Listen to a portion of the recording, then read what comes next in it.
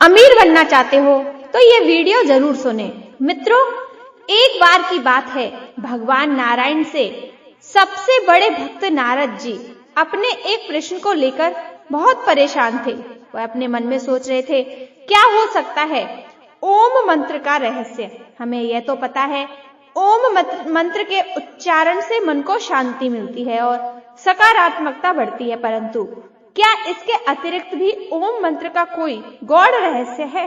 इस मंत्र का कोई भी मनुष्य रोजाना सुबह शाम उच्चारण करता है तो वह सुखी रह सकता है, बहुत धनी भी बन सकता है। तो आखिर इसका रहस्य क्या है? इस चीज को जानने के लिए क्या करना होगा? तब उसके मन में एक विचार आता है। तब वह सीधे आकाश मार्ग से होते हुए भगवान श्री कृष्ण की नगरी वृंदावन पहुंचते हैं और भगवान श्री कृष्ण के पास पहुंचकर कहते हैं, हे प्रभु, आज मैं बहुत बड़ी समस्या में उलझ गया हूँ, मुझे कुछ समझ नहीं आ रहा मैं क्या करूँ। तब श्री कृष्ण कहते हैं, नारद जी, आपकी वह कौन सी समस्या है जिसमें आप बहुत ही ज्यादा उलझ गए हो? तब देवर्षि नारद जी बोले, हे प्रभु, मुझे ओम मंत्र का मतलब तो पता है। इस ओम शब्द का उच्चारण करके अपने जीवन को पुण्यवान बना लेते हैं। साथ ही ओम मंत्र के उच्चारण से मन को शांति मिलती है और सकारात्मकता बढ़ती है, लेकिन मुझे इस बात का ज्ञान नहीं है कि साथ ही साथ वह इस मंत्र के उच्चारण से इतने अमीर कैसे होते जा रहे हैं। तब श्री कृष्ण बोले, हे नारद जी, आप ध्यान से सुने। आज आपने जो बात मुझसे पूछी है वह आज तक किसी ने नहीं पूछी, क्योंकि यह बात समस्त मानव जाति के लिए अत्यंत आवश्यक है। जो मनुष्य इस मंत्र का रहस्य जान लेता है उसे ओंकारेश्वर वाली पहली चाबी मिल जाती है, जिससे आप सबसे बड़े खजाने से सभी ताले खोल सकते हैं और संसार में सबसे अमीर व्यक्ति भी बन सकते हो, और साथ में यह भी जान सकते हो कि आत्मा क्या है। इस ओम मंत्र का उपयोग करके लोग कैसे अमीर बन जाते हैं, चलो मैं तुमको बताता हूँ, लेकिन उसके लिए तुम्हें यह कथा सुननी होगी। तभी देवर्षि नारद कहते हैं, हे प्रभु, कृपया करो और हमें वह कहानी सुनाओ। तब श्री कृष्ण बोले, ठीक है, मैं तुम्हें वह कहानी सुनाता हूँ, लेकिन पहले सच्चे मन से इस वीडियो को अंत तक सुनना। साथ ही आप इस कथा का प्रसार करना। इस कथा को सुनने मात्र से लोगों के जीवन में जो दुख है वह दुख दूर होते जा रहे हैं। तभी नारद मुनि बोले, ठीक है, मैं इस कहानी को पूरा सुनूंगा और इसका प्रसार भी करूंगा। तब श्री कृष्ण कहते हैं, देवर्षि नारद जी, जब प्राचीन काल में एक सन्यासी को लगा कि गुप्त मंत्र से बड़े खजाने के ताले खोले जा सकते हैं, तो वह सन्यासी गुप्त मंत्र की तलाश में एक बड़े आश्रम में जाता है और वहां के आचार्य से कहता है कि हे आचार्य, आप मुझे मूल्यवान गुप्त मंत्र दीजिए। तब आचार्य ने कहा, मैं तुम्हें गुप्त मंत्र तो दूंगा, लेकिन बदले में तुम्हें सालों तक यहाँ रहकर सेवा करनी होगी। तब सन्यासी कहता है, ठीक है, मुझे मंजूर है। सन्यासी ने सेवा करते करते सालों बिता दिए। एक दिन सन्यासी आचार्य के पास गया और बोला, अब तो वह गुप्त मंत्र मुझे दे दीजिए। तो आचार्य ने कहा, ठीक है, मैं तुम्हें वह मंत्र देता हूँ, लेकिन वह मंत्र मैं तुम्हारे कान में गुप्त मंत्र कहूंगा। सन्यासी नजदीक गया तो आचार्य ने ओम मंत्र दिया। सन्यासी खुश हो गया, उसे लगा कि चलो अब मुझे मंत्र मिल गया, अब मैं अपनी सारी गरीबी दूर कर लूंगा, मैं खजाना ढूंढ लूंगा और खजाना मिलते ही अमीर बन जाऊंगा। तब वह सन्यासी आचार्य के आश्रम से चला गया और ओम मंत्र का जाप करने लगा, लेकिन कोई धन की प्राप्ति नहीं हुई। तो उसे संदेह हुआ, आचार्य ने उसके साथ धोखा किया है। एक दिन जब वह बाहर निकला तो एक माँ अपने बेटे को बुला रही थी, ओम बेटे यहाँ आओ। तो सन्यासी चौंक गया, क्योंकि यहाँ तो किसी के बेटे का नाम ही ओम था। तब वह और आगे गया तो कुछ ब्राह्मणों को देखा जो हरि ओम बोल रहे थे। तब सन्यासी ने कहा, अच्छा, यहाँ भी ओम बोला जा रहा है। सन्यासी रास्ते में और आगे बढ़ा तो कुछ विद्यार्थियों को ओम शांति बोलते हुए सुना। तो सन्यासी कहने लगा, कहीं आगे ओम बोला जा रहा है तो कहीं वाक्य के पीछे ओम बोला जा रहा है। इस ओम मंत्र को तो सभी जानते हैं, तो यह ओम का मंत्र कैसे गुप्त मंत्र हो सकता है? निश्चय ही मेरे साथ धोखा हुआ है। फिर वह अपने आचार्य के पास गया और कहने लगा, आचार्य, आपने मुझे यह कैसा मंत्र दिया? इसे तो हर कोई जानता है, तो फिर यह कैसे गुप्त मंत्र हो सकता है? आप मुझे कोई दूसरा गुप्त मंत्र दीजिए जिससे मुझे खजाने की प्राप्ति हो। आचार्य बोले, ठीक है, मैं तुम्हें दूसरा गुप्त मंत्र दूंगा, लेकिन तुम्हें मेरा एक काम करना होगा। आचार्य भीतर जाकर एक पत्थर लेकर आए और सन्यासी से बोले, ये लो सन्यासी, इसे बाजार में ले जाओ और इसका मूल्य जानकर आओ। और हाँ, याद रहे, इस पत्थर को बेचना नहीं है। सन्यासी पत्थर को लेकर बाजार में गया और सब्जी वाले को दिखाया। सब्जी वाला बोला, यह तो मेरे बांट के बराबर है, मैं उसके बदले में तुम्हें सिर्फ बैगन के सिवाय कुछ नहीं दे सकता।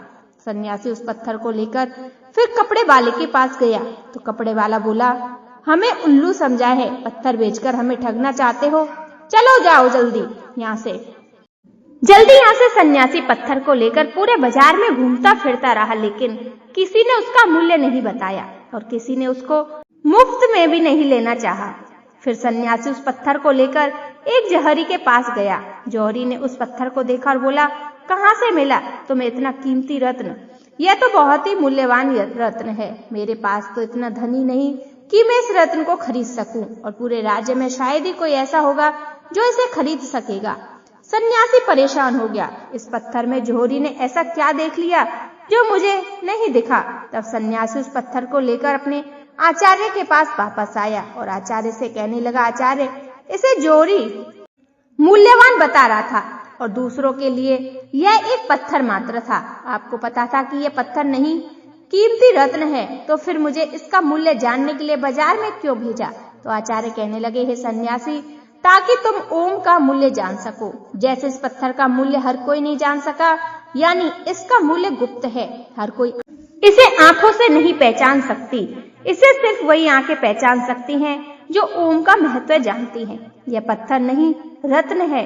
उसी तरह ओम भी एक रत्न है जिसका मूल्य गुप्त है, और जो ओम का मूल्य जानते हैं वह समृद्ध हो जाते हैं। चलो मैं तुमको विस्तार पूर्वक एक रहस्य समझाता हूँ। एक समय की बात है, देवताओं के सेनापति भगवान शिव को ओम का जो अर्थ बताया है वह मैं तुम्हें बताता हूँ। तब सन्यासी बोला, कृपया कीजिए और मुझे बताइए ओम क्या है। तब आचार्य बोले, ओम एक ऐसी प्राकृतिक ध्वनि है जो बिना किसी टकराव से उत्पन्न होती है। इसे तुम अक्षर शब्द ध्वनि या नाद भी कह सकते हो। ओम में 3 ध्वनियां हैं जिसे मात्रा कहा जाता है, वे हैं आर्णवाणी और मधुवाणी। यह दोनों मिलते हैं तो ध्वनि ओम बनता है। ओम की 3 ध्वनियों से ही समस्त विश्व की सभी भाषाएं और बोलियां बनती हैं। गंगा भी, अग्नि भी और माधवानी, ये 3 ध्वनियां बोल सकता है। भाषा कोई भी हो, लेकिन जब आप उच्चारण के लिए मुंह खोलते हैं तो सबसे पहले आपकी ध्वनि ही निकलती है, और तब तुम उच्चारण के अनंत मुंह बंद करते हो तो मकान की ध्वनि ही निकलती है। तब तुम होठों को पास लाकर मुख को आधा खुला और आधा बंद रखते हो, तब ओंकार की ध्वनि सुनाई पड़ती है। इसलिए सभी भाषाओं की ध्वनि, फिर चाहे वह स्वर हो या व्यंजन, ओंकार के अंतरिक्त ही आती है। इसलिए ओम विशिष्ट वैश्विक ध्वनि है।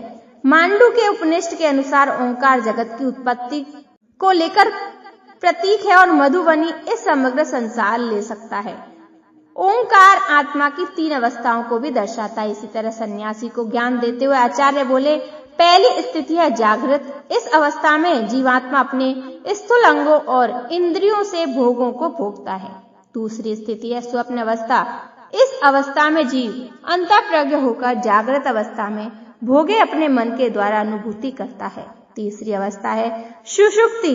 इस स्थिति में जीवात्मा आनंद में ज्ञान स्वरूप को प्राप्त करता है, ज्ञान से परमात्मा को प्राप्त करता है, और यह तीनों अवस्थाएं तब हो जाती है जब इस अवस्था में आने के बाद आत्मा अद्वैत शिव ही शिव रह जाती है। अब उस जीव जगत और ब्रह्मा के भेद का प्रचंड नहीं रहता और उसे अनाहत नाद ओम सुनाई देता है। आचार्य आगे कहते हैं, अनाथ का कौन है इस जगत में? शिव है, जो इस जगत के रूप में अपना विस्तार कर रहे हैं। शिव ही अपने पुत्र के रूप में जन्म लेते हैं और शिव ही मेरे माता पिता के रूप में जन्म लेते हैं। इस संसार में केवल शिव ही है, शिव के सिवाय कोई नहीं। बोलने वाला भी शिव है, सुनने वाला भी शिव है, सांस लेने वाला भी शिव है। सांप बनकर शिव ही अपने आप को डसने जा रहे हैं और शिव ही उस सांप से बचने के लिए दौड़ रहे हैं। इस ओम के रहस्य को जान लेने के बाद सोना चांदी रुपया जैसे सब मिट्टी लगने लगता है, क्योंकि यह सब भौतिक पदार्थ वास्तव में शिव का स्थूल रूप है। आगे सन्यासी कहता है, मैं तो इतना अमीर हूं कि यह घर, एक जमीन, यह पृथ्वी, यह तारा मंडल ही नहीं, पूरा ब्रह्मांड ही मेरा है। और ऐसे कितने ब्रह्मांड होंगे जो मेरे शिव के अंग हैं। जो मेरे जितना अमीर कौन हो सकता है। तब मुझे इतना खजाना मिल रहा है तो मैं क्यों इन 100 किलो सोना चांदी और रुपए जैसे के पीछे भागूं। आचार्य सन्यासी कहते हैं कि इस खजाने को अपना समझने के लिए मैंने 3 नंबर की चाबी दी है। अब मैं तुम्हें वह बताता हूँ। मूल नैसर्गिक ध्वनि 3 है, आड़वाणी और मधुबणी। नैसर्गिक रंग 3 है, लाल, पीला और नीला। प्रकृति के मूल लक्षण 3 है, नाम, रूप और गुण। शरीर की तासीर 3 है, उत्पत्ति, पालन और प्रलय। और इसके देवता भी 3 है, ब्रह्मा, विष्णु और महेश। पदार्थ के मूल तत्व 3 है, न्यूट्रॉन, प्रोटॉन और इलेक्ट्रॉन। पहले और गहराई। और इन 3 नंबर की छवि को जितना गहराई से अध्ययन करोगे उतनी गहराई में जाओगे। भगवान शिव को ही पाओगे, नहीं तो अपने आप को ही पाओगे, क्योंकि इस संसार में तुम्हारे सिवा दूसरा कोई है ही नहीं। अब उस सन्यासी को बात समझ आ गई और तब वह धन की लालसा को छोड़ते शिव की साधना में लीन हो गया। तब श्री कृष्ण बोले, हे देवर्षि, अब तो आप समझ गए होंगे कि आखिर कैसे कोई भी ओम मंत्र का उपयोग करके धनी बनते जा रहा है। तब देवर्षि नारद कहते हैं, प्रभु, मुझे मेरे प्रश्न का उत्तर मिल चुका और मैं अच्छे से समझ गया। तब श्री कृष्ण कहते हैं, ओम सनातन धर्म का प्रतीक है और यह शिव का भी प्रतीक है। ओम एक ऐसी ध्वनि या मंत्र है जो अनगिनत रहस्य को अपने अंदर समेटे हुए है। ओम ही ब्रह्मांड की एक ऐसी ऊर्जा है जिससे यह ब्रह्मांड बना है। तब अलग अलग ध्वनि को ऊंची आवाज में बजाया जाता है तो हर ध्वनि का असर शांत पाड़े पानी पर अलग नजर पड़ता है, लेकिन ओम की ध्वनि का असर पानी पर सबसे अलग पड़ता है। ओम की ध्वनि के बजने पर पानी एक ऐसी आकृति बनाता है जैसे कि सनातन धर्म में बताए गए श्री यंत्र की आकृति होती है। उसके सिवा कोई ध्वनि ऐसी आकृति नहीं बनाता। तब देवर्षि नारद बोले, हे प्रभु, मुझे यह सारी बात समझ में आ गई। अब मैं इस ओम ध्वनि को पूरे विश्व जगत में विख्यात करूंगा और सभी को यही कथा सुनाऊंगा। हे प्रिय मित्रों, आपको यह कथा कैसी लगी? आप हमें इस वीडियो के कमेंट में जरूर बताएं। साथ ही चैनल को सब्सक्राइब भी करें। आप सभी को प्रेम से जय श्री कृष्ण।